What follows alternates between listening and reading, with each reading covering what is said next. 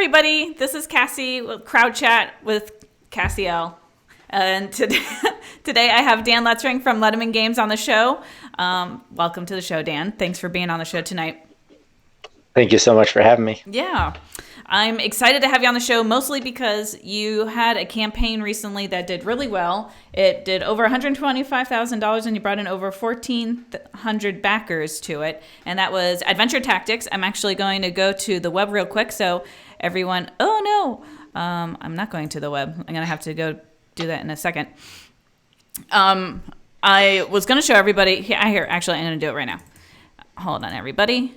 We're going to go to the page. There it is. So here's Adventure Tactics, the Kickstarter. I'm just showing everyone the page. If you wanted to check it out, you can still look at it on Kickstarter to pre-order. But this was a very cool campaign. And so you did a really cool thing with it. And I know it's different from, this was your biggest campaign that you had for Letiman Games. And I'm really excited to talk about the differences that you contribute to how this campaign... See, I can't even say campaign did compared to, I know, right? How it did compared to the ones you've done before. Yeah, so it was different. It was bigger in scope compared to anything we'd ever done before as well. So, I mean, we had a lot of things really going for it, from the really good art that we luckily connected with early on. And, it's got some miniatures in it. It's inspired by a video game that I think a lot of people really connected with. And so we had a lot of things kind of going for it from the beginning, which helped for us to connect with the audience right from the get-go, I would say. So did you do any new marketing techniques this go around that you haven't done in the past? Yeah, well, so, really what was important too is we started sharing really early on. I mean, we were about a year in advance of the Kickstarter sharing artwork and what inspired the game. And so what we did too was we started collecting emails really early on. I've been collecting emails for years with all my other games as well, but the biggest upsurge was when we launched this campaign. And that was just because we were sharing a lot of content from it and having people easy access to signing up for our newsletter when we did that. So that was really helpful to begin with. But we did a lot of other things too. I mean, we went to a lot of shows this year. So Nick and I, between the two of us, either together or separately, went to, say, Breakout Con, Origins, Gen Con, lots of local shows. We did demos at all of our local stores multiple times when the campaign was live. So one of our stores, we were there almost every weekend. And so we just did a lot of connecting with the community. We knew if people played it, they would love it. So we just wanted to get the game in front of people right away. That's, both of those things are things that I've heard from prior guests on the show, that collecting emails is super important, because that's, people just check their email as often as they check any other social media. So it's really important to get into the eyes of people checking their emails all the time, and being in person, like you said, getting your hands on a game. There's something totally different being able to play it and experience it yourself, and then you get to tell people about your experience, than just like reading a rule book or watching a video. Well, yeah, it helps in two ways, because, first of all, it's a big ask. We're asking, the game was $80. We're asking for it like a year in advance. It's a big risk. And so we wanted people to play it first to know for sure that they really wanted it, right? I mean, them playing it and knowing, yes, this is the game for me, right? It's not just reading the rules and saying, well, that sounds good. They could really feel that it was put together well and it's been developed and play tested and done well, right? But then that does the other thing, like you said, of they can spread word of it as well. So other people are looking at this like, oh, it looks cool, but is it good? And other people are like, yes, I played this at Origins. It's awesome. I played this at Gen Con. It was great. You have that verbal confirmation of people who have actually played it, who are saying, yes, this game is really good. So just having them having played it is really the best thing. But that goes hand in hand with the other thing of collecting emails, right? Everyone who played it, who wanted it and wanted to get on the first day, we collected their emails and let them know about it right away. And so for every campaign I've done, the small ones, the big ones, no matter what they are, usually the biggest conversion of followers to backers happens through the email lists. It's never, like Twitter and Facebook have some turnover, and there's good places to doing advertisements and things of that nature, but nothing beats that first day rush with the email. We usually get a lot of backers from people who know our products and have been following along with us, and that helps the first day blitz, which usually helps every day after that as well. So a lot of that goes hand in hand, just getting your game out there and connected with people and staying in touch so they know when you're launching.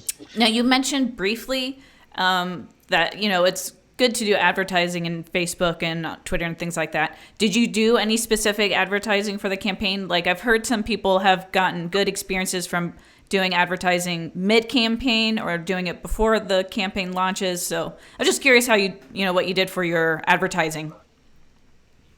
Yeah, and I'll say this too. No one thing works for this anything else, and so just because it worked for our game doesn't mean it works for yours. So we've never done the amount of advertising we did, but this game was, like I said, it had great art, had miniatures. It was based off a video game that a lot of people really know and enjoy. So we thought, we'd advertise on Board Game Geek, on KickTrack. We did a lot of other paid advertisements as well on Facebook, but that doesn't always give the return that you would expect. But for an expensive game with the audience we knew we could pull, we felt those were right for this audience. But for like some of my family games or our smaller games that are less expensive, I would never put that investment into some of those avenues just because it's not the right type of game for that market. So I think that's important too, is knowing where the advertising, what type of game players, or what type of audience those markets advertise to, and knowing if your game is a good fit for it. What was your target market for Adventure Tactics? So luckily we had a big target market because it's those who like big dungeon delving games like Descent, that have the campaign modes. But it also had more family friendly art, so we could hit the family friendly market as well, which is great because a lot of those games, Descent, Gloomhaven, they're really good, but they're longer and they have more adult themes and art. So we're like, listen, we're the same style of game. We do a lot of things different, but we also can hit that family friendly market as well. So we could actually hit a huge scope of people with this game because there was no really major market, but mostly we were kind of targeting skirmish fights.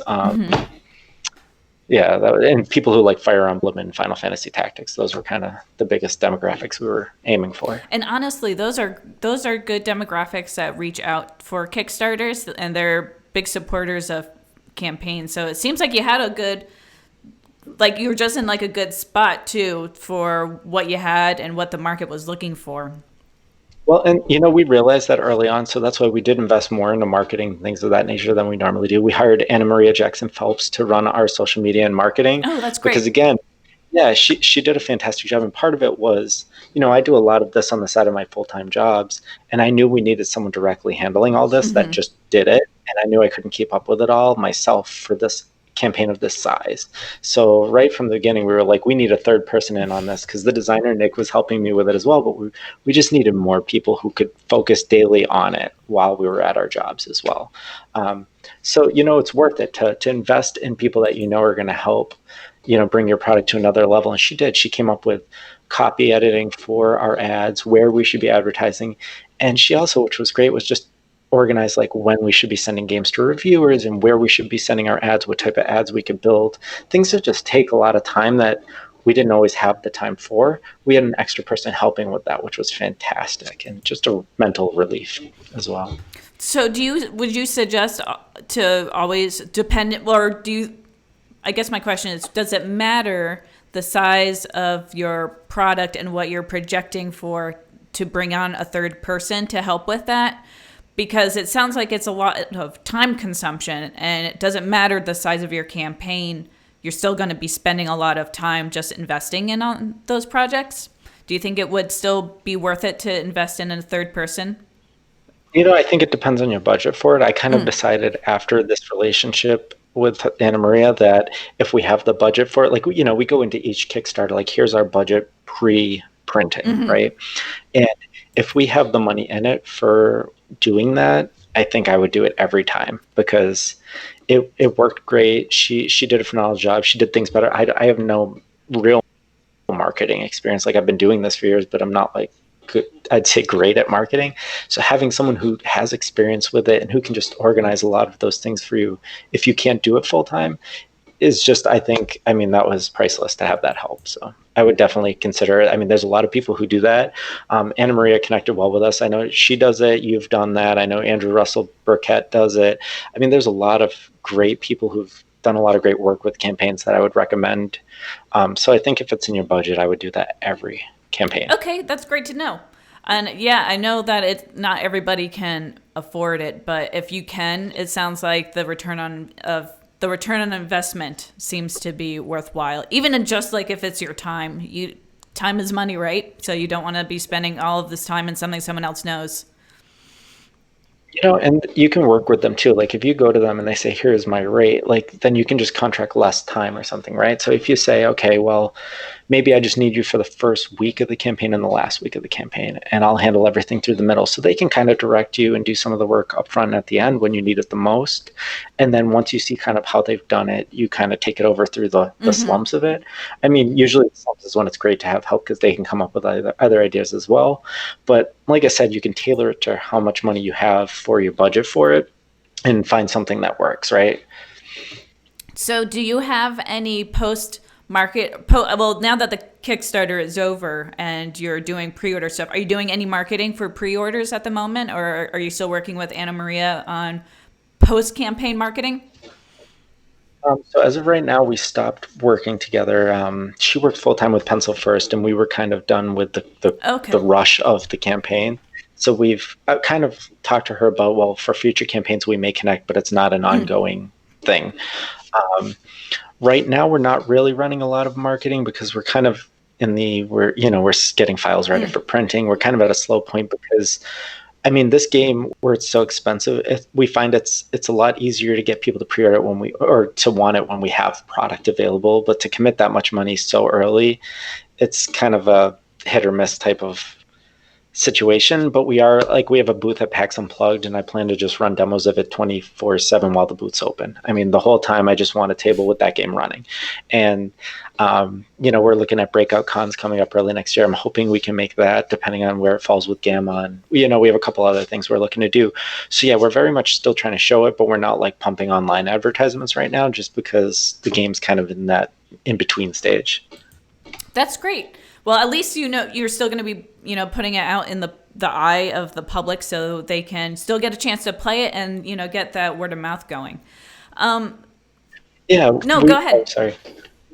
I was just gonna say, yeah, we want to keep the excitement going because everyone's excited during the Kickstarter, then it ends, and sometime between that and fulfillment, people can lose interest, and we just don't want that to happen. We want to kind of re-spike that interest soon, and people are like, "Oh, this is coming out soon," and then in like a couple months when it actually does come out, they're like, "Oh, I remember that at PAX," and then they see it and they're like, "Wow, that was great," and it just kind of keeps it all Yeah, rolling. definitely. So, do you have anything that you learned from having this new super successful campaign that you're going to carry into the next one besides, having a third person is really helpful? I mean, a couple of things. One was, like I said, having a landing page ready to collect emails whenever you share anything. And I was bad about that. Even sometimes I'd talk about it and not share the preview link or the landing page. And Anna Maria would kind of kick me and be like, you didn't include the call to action, which is super important. And I do know better, and I just didn't do it always. And so that's one thing is whenever you're promoting something that you have ready to collect emails or show a preview page, share that because if people like it, they want to know how they can find out more about it. So that's one thing. And the other is, like I said, I mean, even if you're making less money, paying someone to help you, to decrease your mental load, to make you do things better, it's just always worth it. It can be scary. I know a lot of indie publishers too. It's like you don't have a lot of money and it's hard to figure out the best ways to go forward with things. It's worth it if you can, one, make your product better, make your campaign better, and make your mental stress better. So I definitely found that was the first time I had done something like that, and it was totally worth it. So those were my kind of two big takeaways That's from great. this. Well, I'm glad that you got more mental stress relief during the campaign, during your biggest campaign of all. Actually, you would. Well, we had a lot of great people helping us too. I mean, you were there for us the whole time. Nick was a huge help with it. Jeremy Howard was all about this game, so he was talking a lot. So we had a lot of people pushing for this game, which I don't want to take anything away from everyone else who helped too. So yeah, it was great having all that support and help through because it was big, a lot of questions. And I said, though, we did something right because it felt like in all the comments, we never had any real bad issues in our comments. Sometimes you see that in campaigns, and we had a ton of comments, a ton of people there, and it was just fun. And it just went really well. And that was really uplifting to have all that go so well. And I think we just provided an environment that was really exciting and fun for people. So they just kind of ran with it, and the backers felt that too. Did you do anything different or special with the Kickstarter comments that made it feel that way this time? Well, first was we were very responsive, which the backers loved. I mean, since Nick and I were both doing it, I mean, people would post things and with them in Oh, five that's to ten great. minutes or so, we'd comment back, and sometimes it was personal stuff or just fun stuff. Sometimes it was games play questions or things of that nature. But they just loved how no matter what they asked or when they asked it, there were active responses and people just always there to connect with them. It felt like we were, like we cared about who was there because some people hit go on the Kickstarter, they forget about it, they collect their money and they walk away. And it's like we were actually there to connect with them, to hang out with them. And, we would post questions. What are you most excited for with this game? Or what was your favorite part of Final Fantasy Tactics, which inspired this? And we just kind of drove discussions. In every update, we tried to ask questions and say, pop in the comments and answer this for us, just to keep connected with the backers. That's great. That's actually really exciting. And it's nice to know that it was, like you said, a positive experience for everybody, because people do like knowing that there, especially when there's so many Kickstarters out there, it's nice to know that you're one that's being cared for. Oh, a kitty. I love cats. Yeah, that's Smokey. Hi, Smokey. Anyway, yeah, so that's great that, that you did get a positive reception for it. So do you have, I don't really have, I think we kind of covered a lot of the questions. I didn't want to keep you too late tonight. I appreciate that. So I think we covered a lot. For my takeaway, it's definitely making sure that you have the landing page and you have a way to collect emails, getting the campaign or the product in people's eye as often as you can, and being I guess or starting to get prepared a year in advance is really a good way, because like you said, you get to put the art out and talk to people about different things with the minis, and so those were the kind of like the takeaways I got from our discussion. Did you have anything else that you want to add to? Yeah, no, I think that was the bulk of it. We covered a lot of the points I wanted to hit, so that was great. That was and most of it. if you can fit it in your budget, getting a third person definitely sounds like it's totally worth it. And it's not always just getting a third person, but yeah, like getting someone who does the thing well, right? Like, because I knew that was something I just didn't do well. And I was like, okay, going into this, I need that done better.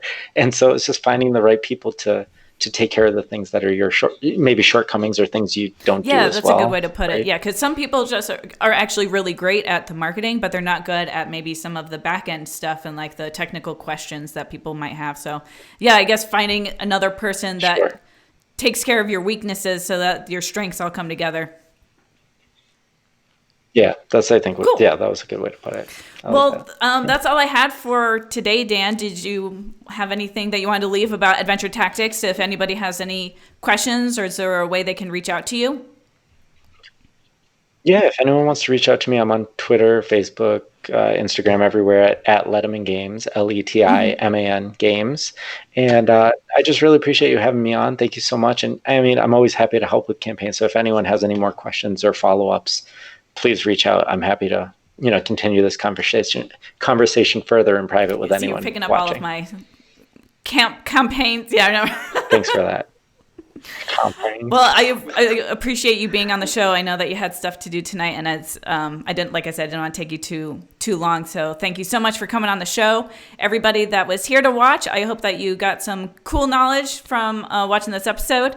And for next week, I'm actually going to have the show on Monday in the morning at 9 a.m. I'll be posting that a little bit, but that's because I'm going to have Eduardo Baraf on the show from Pencil First Games, actually, and. Yeah, so I'm going to have him as a guest on the show, and we'll just be talking about just his ways of marketing and campaigning as well. Well, that's all I had for the show today. Do you have, I guess that's, sorry, I'm reading some comments. I'm sorry, before I let you go, someone just asked, how's the post-campaign activity going? Have you been getting some comments and stuff and feedback from that before I let you go? Sorry.